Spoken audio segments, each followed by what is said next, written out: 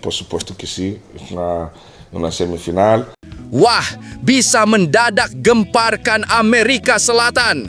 Begini pernyataan jujur legenda Brazil Ronaldo Nazario usai timnas Indonesia U17 kalahkan Honduras dan lolos 32 besar Piala Dunia U17 2025. Sampai sebut Valdi Alberto dikira keturunan Brazil dan akui kejeniusan Nova Arianto. Benarkah? Ini jelas bisa bikin semua kaget.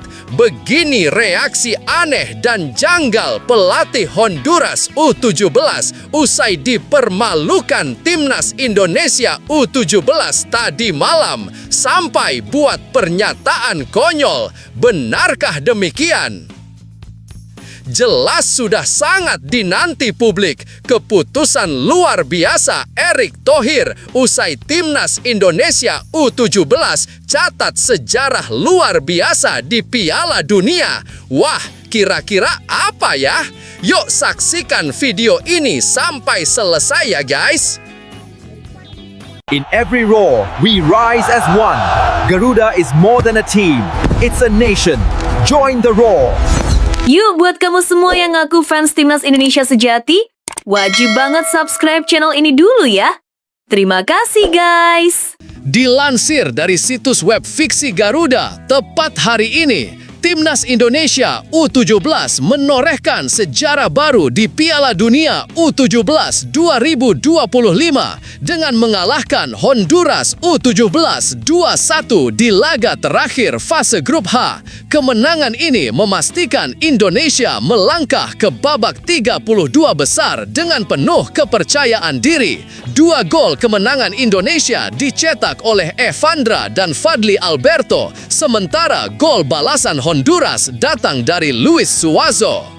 Usai laga, legenda sepak bola Brazil Ronaldo Nazario yang menyaksikan laga tersebut dari rumahnya di Brazil bersama sejumlah wartawan mengaku takjub dengan kehebatan Indonesia.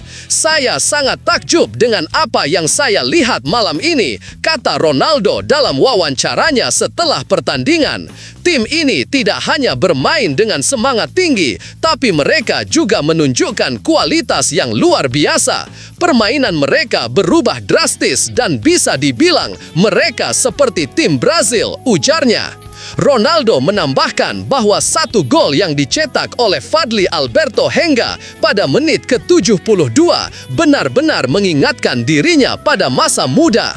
Gol itu luar biasa, tendangannya sangat spektakuler. Saya pikir dia pasti pemain keturunan Brazil. Tidak banyak pemain muda yang memiliki kemampuan seperti itu, apalagi dalam situasi yang sangat menegangkan. Itu adalah tendangan yang sangat matang dan mengingatkan saya pada banyak gol yang saya cetak ketika masih muda, tambahnya. Fadli Alberto Henga yang mencetak gol kemenangan yang sangat krusial itu menjadi sorotan utama dalam pertandingan tersebut. Tendangannya yang meluncur cepat ke pojok gawang Honduras memang layak disebut sebagai salah satu gol terbaik dalam turnamen ini. Dengan usia yang masih sangat muda, Alberto telah menunjukkan potensi luar biasa yang mengesankan bahkan bagi seorang legenda seperti Ronaldo. Saya bisa melihat bahwa pemain seperti Alberto memiliki potensi besar. Jika mereka terus berkembang, mereka bisa mencapai level yang sangat tinggi dalam karir sepak bola mereka. Ini adalah jenis bakat yang tidak bisa diabaikan, lanjut Ronaldo yang sudah menghabiskan banyak tahun di dunia sepak bola internasional. Namun, bukan hanya performa individu yang mencuri perhatian Ronaldo, sang legenda juga memberikan pujian setinggi-tingginya kepada pelatih timnas Indonesia U17, Nova Arianto, yang menurutnya telah menyusun taktik yang sangat jenius dan efektif dalam pertandingan tersebut. Taktik yang diterapkan Nova Arianto benar-benar luar biasa. Ini adalah pendekatan yang sangat cerdas dan penuh perhitungan. Di babak pertama, dia membuat Honduras kelelahan dengan mengandalkan tekanan tinggi dan memaksa mereka untuk terus berlari tanpa henti. Saya sangat kagum dengan cara Nova membangun ritme permainan yang menguras fisik lawan. Ronaldo menjelaskan bahwa strategi tersebut sangat efektif dalam mengekang permainan Honduras yang dikenal memiliki fisik kuat dan stamina yang baik. Honduras jelas terlihat kelelahan di babak kedua dan saat itulah Indonesia mulai menguasai pertandingan. Strategi ini tidak hanya memperlihatkan kedalaman taktik, tapi juga pemahaman yang mendalam tentang bagaimana cara menghadapi lawan yang lebih kuat secara fisik, ujarnya. Nova Arianto yang sebelumnya tidak begitu dikenal di kancah internasional, kini menunjukkan bahwa ia adalah pelatih yang sangat cerdas dan siap menghadapi tantangan besar. Menurut Ronaldo, Nova benar-benar tahu apa yang dilakukannya dan dia tidak takut untuk bereksperimen dengan strategi yang mungkin dianggap berisiko. Di babak kedua, Indonesia tampil lebih agresif dan langsung menyerang. Itu adalah saat ketika gol-gol tercipta. Bahkan Honduras sampai berbuat curang dan kasar kepada pemain Indonesia. Namun tim Indonesia tetap tenang dan tidak terpancing provokasi. Mentalitas mereka sangat luar biasa, jelasnya. Hal lain yang sangat dihargai Ronaldo adalah mentalitas luar biasa yang ditunjukkan oleh para pemain Indonesia. Meski Honduras melakukan segala cara untuk menghentikan permainan Indonesia, termasuk bermain kasar dan melakukan beberapa pelanggaran, timnas Indonesia U17 tetap tidak terpengaruh. Mentalitas adalah kunci utama dalam pertandingan ini, ujar Ronaldo. Indonesia bermain dengan percaya diri dan tidak terganggu meski Honduras melakukan segala cara untuk mengintimidasi mereka. Itu adalah bukti bahwa mereka memiliki mental juara. Ronaldo mengungkapkan bahwa ia melihat banyak potensi dalam diri para pemain muda Indonesia, terutama dalam hal karakter dan semangat pantang menyerah. Bagi saya, itu adalah pelajaran penting. Timnas Indonesia U17 menunjukkan bahwa dengan kerja keras, keyakinan diri, dan semangat, mereka bisa bersaing dengan tim-tim terbaik dunia. Saya sangat terkesan dengan komitmen mereka, terangnya. Selamat kepada Timnas Indonesia U17. Kalian telah menunjukkan kualitas dan tekad yang luar biasa dan berhasil meraih prestasi yang sangat membanggakan dengan lolos ke babak 32 besar Piala Dunia U17 2025, kata Ronaldo dalam pernyataannya. Pencapaian Indonesia untuk lolos sebagai salah satu tim peringkat ketiga terbaik di fase grup menjadi sorotan. Hal ini semakin mempertegas bahwa Indonesia tidak hanya mengandalkan keberuntungan, tetapi juga kerja keras dan kualitas yang mereka tunjukkan di setiap pertandingan. Lolos ke babak 32 besar sebagai tim peringkat ketiga terbaik adalah pencapaian yang sangat luar biasa dan tidak mudah. Ini bukan kebetulan. Timnas Indonesia U17 telah membuktikan diri dengan hasil yang sangat positif dan ini menunjukkan bahwa mereka bisa bersaing dengan tim-tim dunia, tambah Ronaldo. Dalam pernyataan terakhirnya, Ronaldo juga memberikan pesan motivasi untuk para pemain muda Indonesia yang kini sudah melangkah lebih jauh dalam turnamen ini. Untuk para pemain muda Indonesia, saya ingin mengatakan bahwa ini adalah awal yang luar biasa. Terus bermimpi, terus bekerja keras, dan jangan pernah menyerah. Kalian memiliki bakat yang luar biasa, dan jika kalian terus berlatih dengan penuh dedikasi, kalian bisa meraih lebih banyak lagi. Indonesia punya potensi untuk menjadi salah satu kekuatan besar di sepak bola dunia. Saya yakin kalian bisa mencapai hal-hal yang lebih besar, tutup Ronaldo. Sementara itu, di sisi lain, pelatih timnas Honduras U17, Israel Canales, memberikan reaksi terkait komentar yang dilontarkan oleh legenda sepak bola Brasil, Ronaldo Nazario, yang mengapresiasi keberhasilan timnas Indonesia U17 lolos ke babak 32 besar. Indonesia memang menunjukkan semangat dan taktik yang bagus, seperti yang dikatakan oleh Ronaldo. Kami harus mengakui bahwa mereka bermain dengan sangat baik, terutama di babak kedua, ujar Canales. Namun, Canales juga menegaskan bahwa Honduras tidak tinggal diam. Mereka merasa bahwa hasil ini bukan hanya akibat dari permainan bagus Indonesia, tetapi juga karena beberapa keputusan yang menurut mereka merugikan timnya selama pertandingan. Tentu saja, kami kecewa dengan hasil ini karena kami sudah berjuang keras. Saya menghormati apa yang dikatakan Ronaldo tentang permainan Indonesia, namun saya juga harus mengatakan bahwa pertandingan ini penuh dengan tantangan yang sulit bagi kami. Tidak ada yang mudah di turnamen besar seperti ini, dan saya rasa beberapa keputusan wasit di lapangan merugikan kami, jelas Canales. Saya akui mentalitas pemain Indonesia sangat luar biasa. Mereka tidak terpengaruh dengan permainan keras dari kami dan tetap fokus pada strategi mereka. Itu adalah kualitas yang harus kami pelajari. Mentalitas kami di pertandingan ini tidak cukup kuat, dan saya pikir itu menjadi salah satu faktor utama yang membuat kami gagal meraih hasil positif, jelas Canales. Pelatih asal Honduras ini juga mengungkapkan bahwa usai pertandingan, dia sudah melakukan diskusi dengan para pemainnya untuk memperbaiki sikap mental dan cara menghadapi tekanan dari lawan. Kami harus memperbaiki mentalitas kami untuk laga-laga mendatang.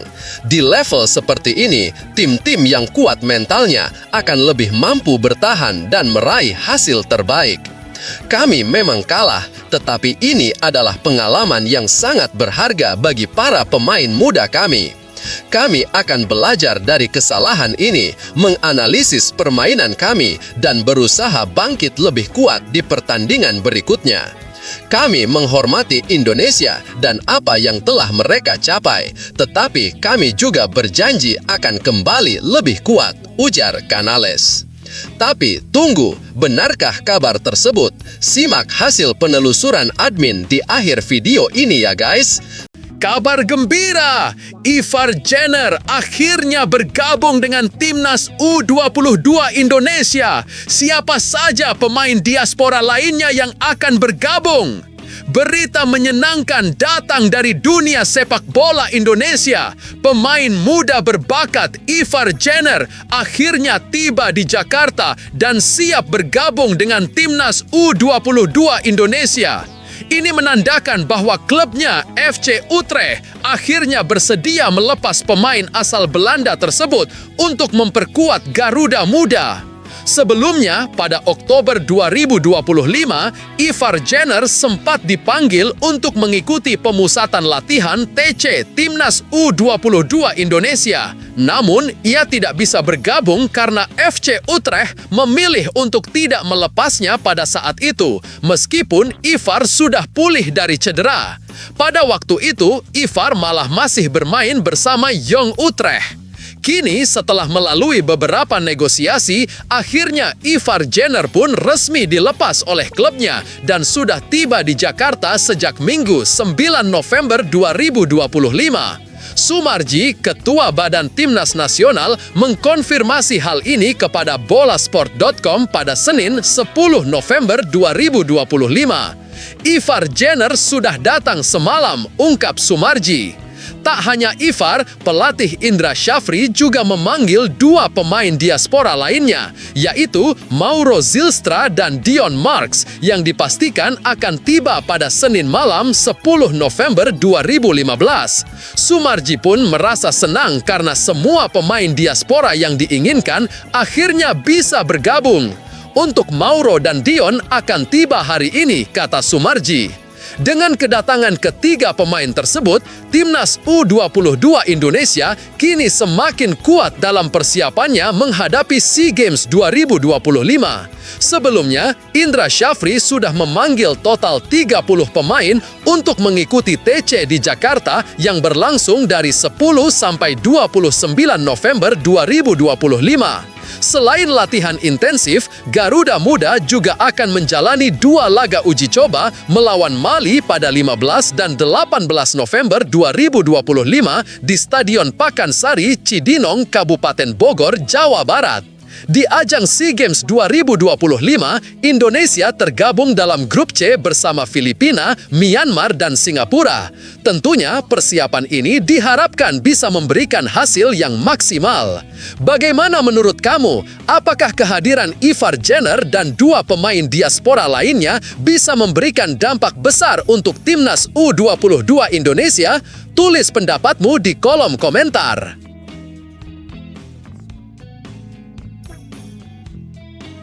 Keputusan PSSI yang menyedihkan.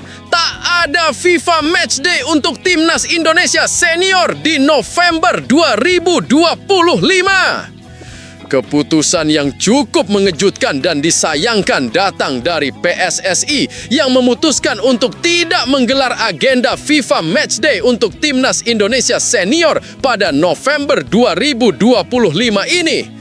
Padahal FIFA Matchday pada bulan ini akan berlangsung dari 10-18 November 2025 dan merupakan momen penting bagi banyak tim internasional untuk mengasah performa mereka. Namun, sebagai gantinya, PSSI justru memutuskan untuk mengisi agenda tersebut dengan laga Timnas U22 Indonesia yang tengah mempersiapkan diri untuk menghadapi SEA Games 2025.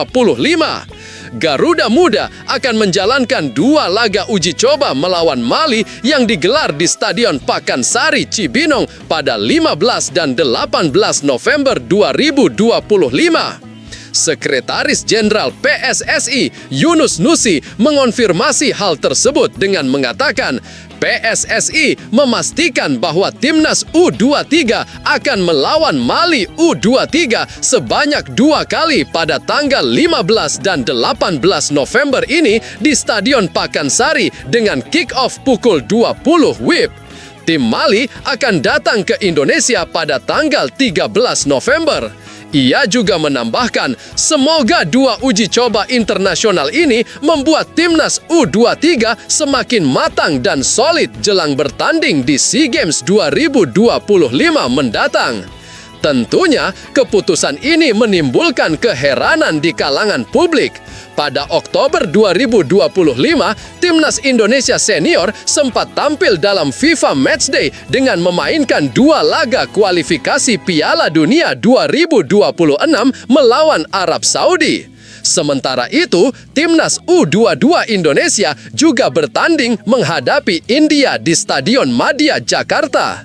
Namun, kali ini PSSI memilih untuk membubarkan agenda FIFA Matchday untuk tim senior. Padahal, banyak pemain yang menunjukkan performa gemilang bersama klubnya, baik di dalam negeri maupun di luar negeri, yang seharusnya mendapatkan kesempatan untuk tampil di level internasional. Pemain seperti Jade Ijes yang baru saja tampil impresif saat Sassuolo menang 3-0 melawan Atalanta di Serie A Italia, Kevin Dix yang mencetak gol perdananya di Bundesliga Jerman, dan Dian James yang mencetak gol indah saat Go Ahead Eagles mengalahkan Feyenoord di Eredivisie Belanda, tentu layak mendapat kesempatan untuk membela timnas senior. Selain itu, ada pula Asnawi Mangkualam dan Pratama Arhan yang terus menunjukkan kemampuan terbaik mereka di Liga Thailand, serta Emil Audero yang beberapa kali mencatatkan penyelamatan gemilang di Serie A bersama Cremonese. Tidak ketinggalan Nathan Choi Aon yang kini menjadi pemain utama di Willem II di Eredivisie. Sayangnya, dengan tidak mengadakan FIFA Matchday untuk Timnas Indonesia Senior, PSSI melewatkan kesempatan berharga untuk memberi penghargaan kepada para pemain yang sedang berada di performa terbaik mereka dan memberi mereka kesempatan untuk membuktikan kualitasnya di level internasional. Menurut kamu, bagaimana seharusnya PSSI menyikapi situasi ini? Apakah Timnas Senior juga layak mendapat kesempatan untuk tampil meski ada agenda untuk Timnas U22? Tulis pendapatmu di kolom komentar. Kontroversi pemain naturalisasi ilegal Timnas Malaysia, FIFA tolak banding, para pemain siap tuntut FAM. Polemik mengenai pemain naturalisasi ilegal di Timnas Malaysia masih terus bergulir dan kini memasuki babak baru yang semakin kontroversial. Terbaru, FIFA menolak banding yang diajukan oleh Asosiasi Sepak Bola Malaysia, FAM, terkait pemalsuan berkas mengenai kakek dan nenek para pemain tersebut. Penolakan ini menguatkan keputusan FIFA untuk memberikan hukuman larangan berkarir hingga 12 bulan bagi para pemain yang terlibat. Kini, langkah FAM untuk membela diri di Pengadilan Arbitrase Olahraga (CAS) menjadi satu-satunya jalan, meskipun ini tidak akan menghapus hukuman yang sudah dijatuhkan. Yang semakin mempersulit adalah munculnya konflik antara para pemain dan klub-klub mereka. Sebagai tambahan, semua pemain yang terlibat dalam kasus ini juga dijatuhi denda sebesar 2.000 franc Swiss, sekitar 73 juta rupiah oleh FIFA. Namun, yang mengejutkan adalah bahwa para pemain Timnas Malaysia yang merasa dirugikan dikabarkan akan melakukan perlawanan hukum terhadap FAM. Media New Straits Times NST melaporkan bahwa para pemain ini tengah menyiapkan langkah hukum dengan tim pengacara asing yang sudah dibentuk untuk mencari keadilan. Pengacara asing dilaporkan sedang melakukan pembicaraan dengan 7 pemain, tulis NST, mengungkapkan bahwa para pemain ini sedang mempertimbangkan untuk menuntut FAM atas kesalahan teknis yang diakui oleh asosiasi tersebut. Dampak finansial yang besar. Poin utama yang menjadi perhatian dalam perlawanan ini adalah dampak finansial yang akan dirasakan para pemain akibat hukuman larangan berkarir selama 12 bulan. NST mengungkapkan bahwa tuntutan hukum ini merupakan langkah yang rasional mengingat besarnya pengaruh keputusan FAM terhadap karir dan pendapatan pemain. Hukuman tersebut bisa menyebabkan hilangnya peluang para pemain untuk berkompetisi dan mencari klub baru setelah masa skorsing mereka. Langkah yang diambil oleh para pemain ini juga didorong oleh keinginan untuk meminta FAM bertanggung jawab atas keputusan yang diambil, terutama karena masalah ini telah mendapat sorotan internasional dan berpengaruh besar terhadap masa depan mereka. Terlebih lagi, para pemain yang terlibat dalam kasus ini berisiko sulit mencari klub baru setelah menjalani hukuman yang jelas menjadi kerugian besar bagi mereka. Tuntutan ganti rugi menurut NST bisa menjadi cara untuk membersihkan nama para pemain dan memudahkan mereka dalam mencari klub baru setelah masa skorsing selesai. Hal ini tentu saja menjadi salah satu solusi yang diharapkan oleh para pemain yang kini terjebak dalam situasi yang rumit dan penuh ketidakpastian. Dengan adanya tuntutan hukum dan perlawanan dari para pemain, tidak diragukan lagi bahwa masalah ini akan berlanjut dalam waktu yang panjang dan penyelesaian yang rumit pun sudah di depan mata. FAM harus segera mencari jalan keluar yang adil, sementara para pemain tentu berharap ada keadilan yang diberikan agar karir mereka tidak hancur akibat keputusan yang mereka rasa tidak sepenuhnya fair. Bagaimana menurut kamu? Apakah para pemain berhak menuntut FAM atas kerugian yang mereka alami? Atau sebaliknya, apakah FAM sudah benar dalam mengambil keputusan ini? Tulis pendapatmu di kolom komentar.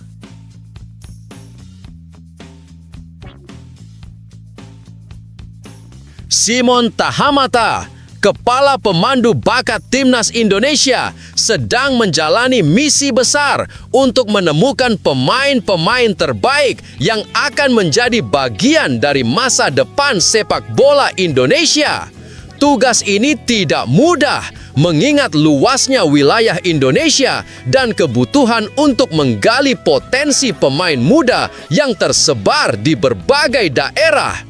Dengan pengalaman berharga di Ajax Amsterdam, Simon mendapatkan kepercayaan besar dari PSSI untuk memimpin pencarian bakat ini. Namun, perjalanan panjang ini tentunya penuh tantangan. Salah satu kesulitan terbesar adalah keterbatasan data pemain muda yang masih sangat minim dan membutuhkan upaya ekstra untuk menyusunnya. Simon Tahamata sendiri mengungkapkan bahwa sejak awal dia sudah berkomitmen untuk mengabdikan diri kepada Timnas Indonesia. Langkah awalnya sudah cukup baik. Ada beberapa database pemain dari berbagai daerah, kata Simon. Tetapi untuk memastikan, saya harus lihat dan nilai sendiri seperti saat pertama kali datang. Tentu saja, tugas ini menuntut energi yang besar, terlebih dengan usianya yang sudah menginjak 69 tahun. Tetapi semangat Simon tetap membara. Pada 26 Mei di hari ulang tahun, saya bilang ke Pak Erik, jangan kasih saya laptop atau komputer, tetapi kasih saya bola, karena di bola saya punya kehidupan. Selalu begitu hingga usia saya 69 tahun sekarang, ungkap Simon dengan penuh semangat.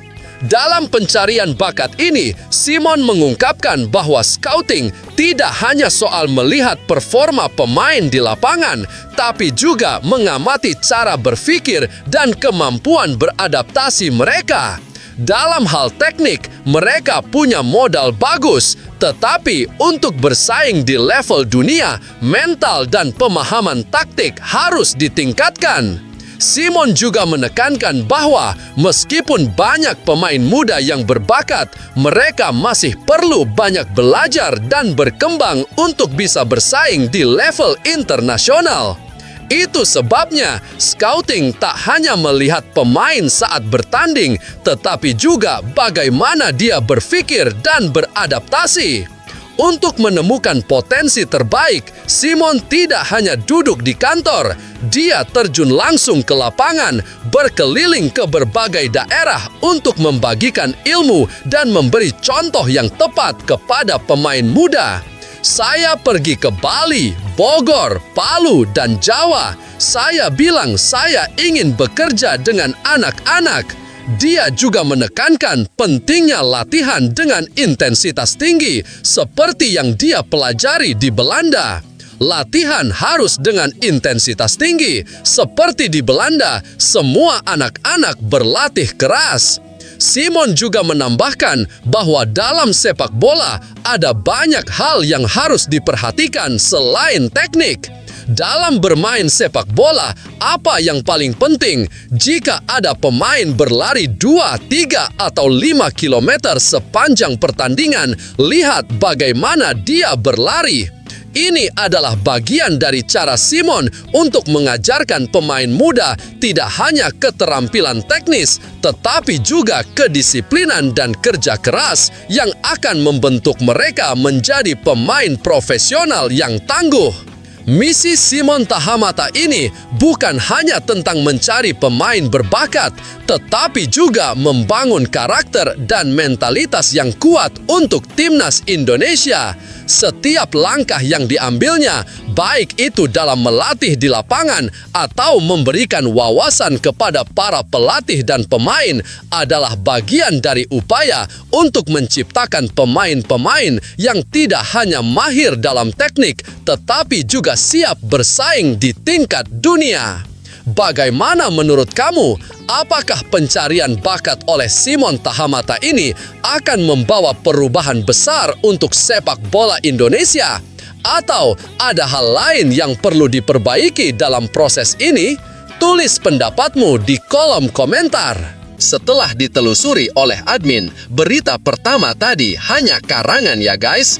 Tujuannya untuk edukasi penonton karena mulai marak berita karangan yang menyebar di YouTube. Penulis juga sudah memperingatkan agar hati-hati sebelum menyebarkan video ke teman.